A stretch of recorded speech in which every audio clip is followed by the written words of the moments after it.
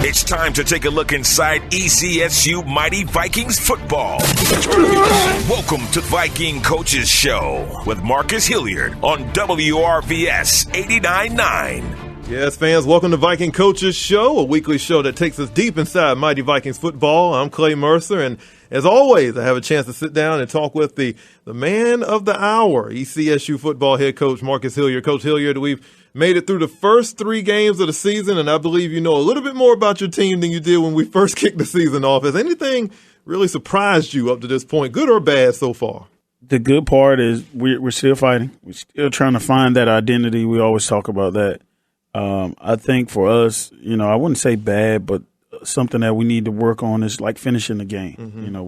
We make strides and then we put ourselves in a bad situation, which, leads to the 2 losses that we have, if you really look at it. So again, being able to be consistently good, and I've been preaching that, and we're going to continue to press towards that mark and, get ready here for Shaw. We talked about that, and you brought this up several times in these shows where you say just finishing the game. And to get off to a good start, you play well. And sometimes you just, things happen within the game. Like you said, they're going to make plays, we make plays. What do you contribute that to, of not being able to finish the game this early in the season? I don't know. And that's the thing for me as a coach, to try to find and make sure that we're doing everything we're supposed to do. Mm-hmm. We practice a certain way. We practice those situations. It's just now the guys got to be able to execute, and I tell them, they're going to be prepared. We prepare them for those things. It's just now execution, and sometimes not just physically, just mentally, mm-hmm. being able to see yourself making that play and not getting that penalty, or just putting yourself in a position to finish the game. So I think it's physical, but it's a lot of mental repetition as well. Mm-hmm. Let's take a look back at Saturday's matchup with Winston-Salem State. Bowman Gray Stadium was the site for this 6 p.m. game. We talked about the late start last week. Again, it's just a late start in the day when we play games 1 o'clock, 2 o'clock, even 4 o'clock, but 6 o'clock is just a long day. Yeah, it just adds up for a long day for our team. It's a lot of, we was in the hotel for a while, just a lot of downtime. And, I like the 1 o'clock games, you get them up there in a routine. I think 6 o'clock just takes us out of the normal routine. Mm-hmm. We're creatures of habit, and, just playing at 6, it just takes you out of that. But, it really didn't have anything negatively to do with the game. So. Yeah. Both teams were held scoreless until the end of the first quarter as Winston-Salem State's Giovanni Esperanza was successful on a field goal to make it 0-3. The second quarter saw much of the same, but the Rams were able to get into the end zone again to make it 0-10 at the half. Just go over the first half, really, for us. Just talk about some of the difficulties the Vikings dealt with throughout that first half. Yeah, we were able to move the ball, but like I said, penalties. Yes. Penalties destroyed us in this game. They hurt. We're moving the ball, and then we have a setback. And then from a defensive standpoint, field position, they're starting in plus territory. It's tough, and for them guys to still be resilient and only be down 10 at the half showed a lot about the team. Despite all of those things, we're still in some striking distance here. So, being able to clean those things up, being able to be on top of those things, the penalties, that's something we would definitely stress today and, just throughout the week and the rest of the season, being able to not, have those self-inflicted penalties. Yeah, you talked about it before, take 1 step forward, 2 steps back kind of situation that we've been dealing with. And honestly, this seemed to be like a game of penalties as ECSU finished the game with 11 penalties. At one point in the second half, the word shady was used by their broadcasters. It was definitely a chippy game throughout, and I felt a little bit of resentment for them to use that word shady. I think the word chippy is appropriate, but your thoughts on the feel of this game really from kickoff until the end? Yeah, and I don't like to go back and forth. I always move forward, but I think from a team standpoint, when you don't give any direction, we go to the stadium and there's no one there to greet us, or we have a run of show script. So our guys don't know what to do. And, it was a chippy game. I mean, like I said, they were 0-2 and, they'll do whatever it takes. But, Yeah, I resent even the commentators. I didn't listen to the broadcast, sure. of course, but even them saying shady, that just, brings a connotation that I wouldn't ask for any team, not just my team. And just knowing my guys, I'm going to defend them. Of course, it was a chippy game. 10 unsportsmanlike penalties between the both teams. That's not good at all. It just shows. But shady, I just resent that notion that we're shady. I've never been that in my career. Definitely not at Elizabeth City. So that's just something, I wouldn't have used. But again, defending my team, man, the penalties and those are penalties that we can control, and we will. And our guys see that put us at a deficit in the game. And those are things that we just can't do. You talked about the penalties, and a lot of times it puts the opposite team in good field position, like you talked about before. The pressure that it puts on the defense at that point is really, really difficult. Talk about the pressure that the defense dealt with, especially in that first half with the penalties adding up. Man, when they're starting in plus territory, man, I tell my guys about percentages. More often than not, you have over a 50% chance of scoring in some capacity when those guys are in plus territory. So, the defense held up well. They did all they could do, but just putting them in a situation that they were in is pretty tough. Yeah. Speaking of the second half, the Vikings would get their first score of the game around the 13-minute mark, a 34-yard touchdown pass from Chase Williams to wide receiver Quinzel Lockhart. A good PAT from Darius Satterfield made it a 7-10 game. It took a while to get on the scoreboard, but it had to feel good to finally see that ball go into the end zone. Yeah, to come out of halftime and get a score. Like I said, we were moving the ball, but to come out and actually get a score, despite all those penalties, despite everything that went on, it's a 10-7 ball game. Yes, in the third quarter. And, I know some people will be like, well, you still were down. But, we had a lot of adverse situations go on, and to still be in the game at that point, we felt real good about it. Yeah. The Rams would return the favor about 3 minutes later, though, with the score to make it 7-17. And then another score from Winston-Salem State near the end of the third pretty much would seal the game. 7-24 was the final of this one. You talked about the Rams. You talked about the chippiness. They were looking for their first win of the season. But not only that, they were in the series on a skid as far as a losing skid to ECSU. And all of that, I think, kind of culminated on Saturday to make the game atmosphere what it was. Yeah, it's a tough atmosphere at Winston-Salem. You've been there. They had the fans.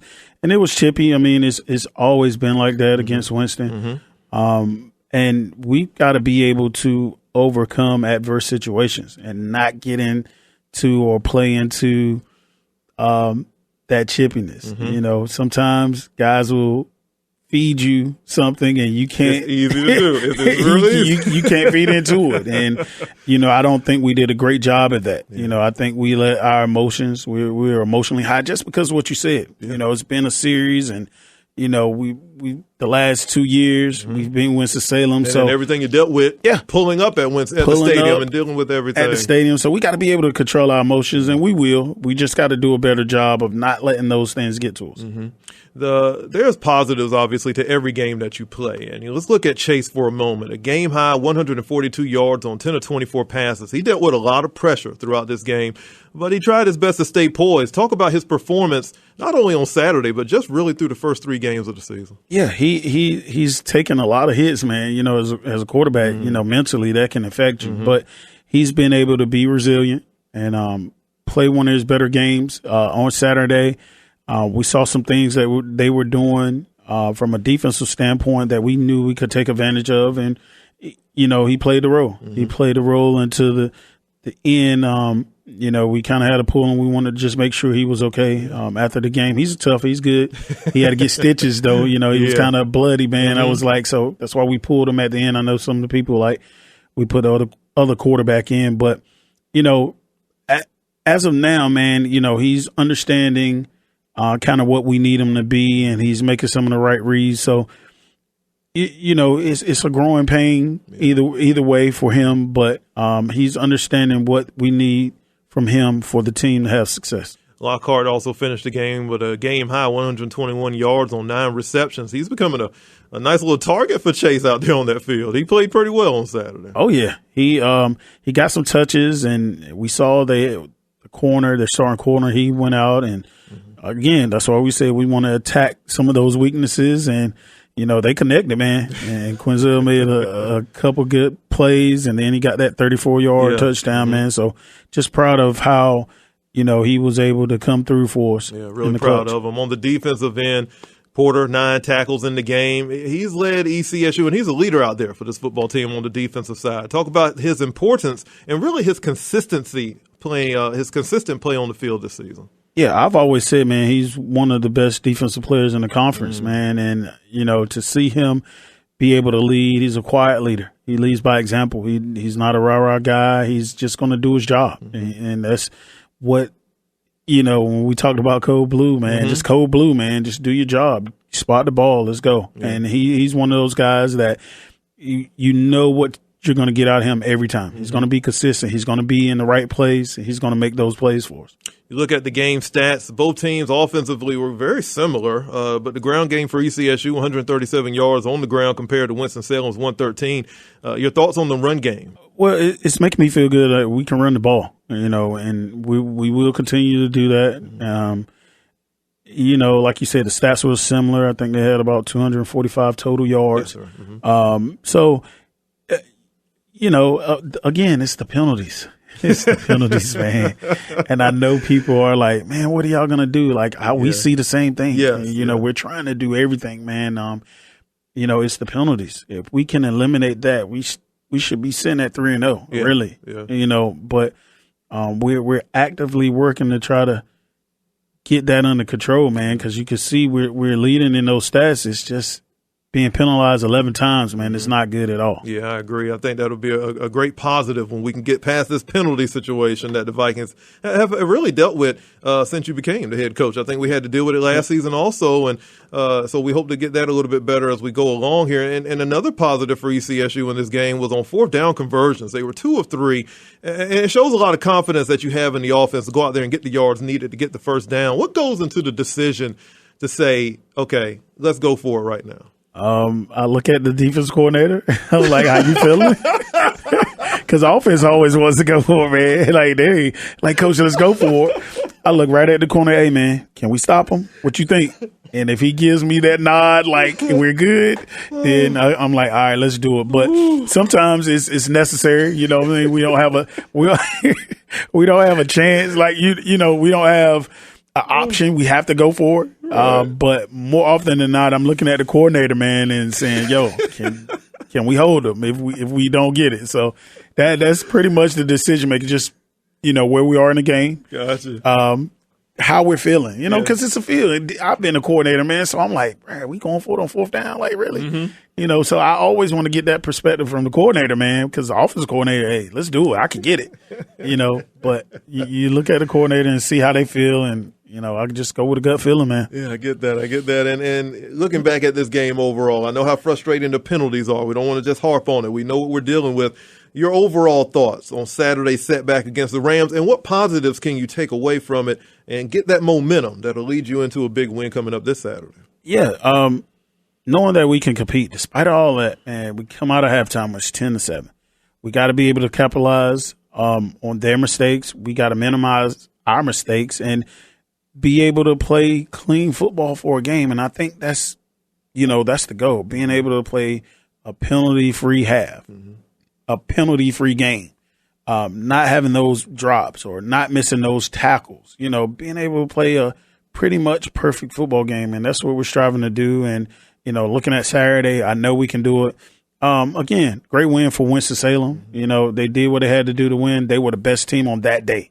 And, we just got to make sure we're not making those mistakes that put us behind. Looking for a clean game this Saturday. It'll be Military Appreciation Day at Roebuck Stadium. We'll talk about the matchup against Shaw and a little bit more coming up. It's Viking Coaches Show here on WRVS 89.9. Get your tickets for ECSU football games online at ECSUVikings.com. If you were a WRVS-FM underwriter, your company's information would be heard right here, right now. Don't worry. The next spot can be yours today. Become an underwriter on WRVS 89.9. Promote your company or organization during shows like Morning Edition from NPR. Call 252-335-3517 or reach us online at www.ecsu.edu/WRVS. From the football field to the radio, this is Viking Coaches Show on WRVS 89.9. Back with Viking Coaches Show, Clay Mercer here with ECSU football head coach Marcus Hilliard. This Saturday, the ECSU Mighty Vikings host Shaw at Roebuck Stadium. The Bears coming off a 21-7 loss at Bowie State, and we all know that's a tough place to play up there in Maryland. Another team, again, coming in here looking for their first win, which is always a tricky situation to deal with. We dropped the last two games against Shaw in the series. In fact, the last time ECSU defeated Shaw was back in 2016 during that season. We're trying to fix that this Saturday. What are you expecting, Coach, from Shaw as they walk in here on Saturday? They're going to be a hungry bunch. You know, I know they're 0-3, but think about their losses. I was getting ready to bring that up. They have lost to two of the top 25 teams in the nation for Division II. And it might as well be three because I think Bowie, they were right on the cusp of being a top 25 team. So, I mean, their strength of schedule is probably the toughest in Division II. Especially starting off. Oof. You know, they're a tough bunch. They got some athletes, so you know it's going to be a time where we're going to have to play some ball because they are scrapping right now to try to get a win. But you know their strength of schedule and who they played a part into where they are. Yeah, so I agree. And you talked about the talented bunch they have. 4 players on Shaw's team were placed on the All-CIAA preseason team, including their senior running back, Sidney Gibbs. What will the defensive strategy be really just to slow him down and keep him in check for Saturday? Yeah, Gibbs is he's a competitor, man, and he can run that football, and that is the goal, to make sure we're stopping the run, making them one-dimensional. Because when he gets to rolling and then they get the pass game rolling, man, you know, they're a pretty tough bunch to beat. So, you know, you come into the game and you're saying, hey, man, don't look at the record. Don't look at their record. They have some guys, man, that can really play, and they got some guys that are perennial All-CIAA guys. So it's going to be a top challenge for us. Obviously, the Vikings are looking to get a win. They want to get to 500, get back to 500. They want to be able to get this win, especially after what they dealt with on Saturday. You said don't look at the score, don't look at Shaw's record, because again, you talked about the games that they played. They played Virginia Union the week before Bowie, and it was kind of look at the score, it was a close game. So what is it you'll do in practice to make sure that the team? I'm sure they're focused to try to get this win. But looking at an 0-3 situation, you don't want the team to get big-headed at all, figuring that they, can go in here and get this win easily. I think for us, it's more like mental preparation. When we have those offside penalties, we're going to get penalized right at practice. We got some extra conditioning. I think it's more not looking at what Shaw's doing, more in focusing on what we're not doing. And I think that's the focus for the week for us, being able to not make those mental mistakes. And when we do, just like in a game, we get penalized for them. And so, from a schematic standpoint, I know we'll be ready. I know we know who we have to stop and what we have to do from an offensive standpoint. But from a team standpoint, as a head coach, just making sure that we are checking all our boxes, that our guys are focused in on what their assignment is. And if they're not doing it well, then, it's got to be some penalties behind that, man. And that's the goal for me this week. And, we've talked about practice already and just how we transition practice and to make it so we got to cut down on these penalties, man. It's about us and really not all about what Shaw's doing. I think the cleaner game that we play, the better chance we have of winning a lot of games coming up the rest of this season. Saturday could be the beginning. It'll be Military Appreciation Day on Saturday as the Vikings host Shaw. 1 p.m. kickoff, not 6. Yes. 1 p.m. That sounds wonderful to me, Coach. And so, as we get ready for Saturday's game, I want to give you the microphone. I want you to talk to the Viking Nation. Let them get themselves ready for this game, and all the military in the area, Coast Guard, we want them all to come out and support ECSU on Saturday. Yeah, first of all, we want to just welcome all our military personnel to the game, man. We respect your service to this country, and hopefully you can come out and see a good game from us, man, where you guys show discipline, we're going to be disciplined. And, for our Viking fans, man, we are going to get it together. I know we've taken some tough losses here, and it's coming. I know some people are impatient, and they we want to win right now, and it's coming, man. If you can see the team makeup, these guys are fighting.